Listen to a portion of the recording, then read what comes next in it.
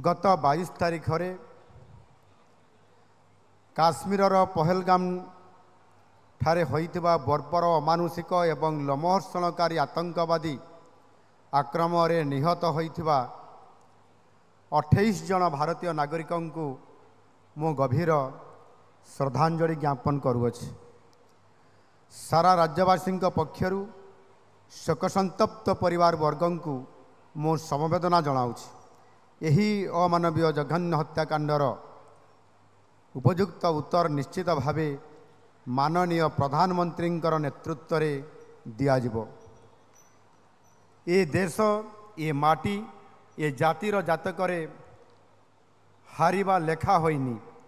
गोटे हाथरे शास्त्र और आर हाथरे शस्त्र धरी आम प्रिय भारत माता ये पाशविक आक्रमण कठोर कठोरतम जवाब खूब शीघ्र देवाकू जाऊँगी।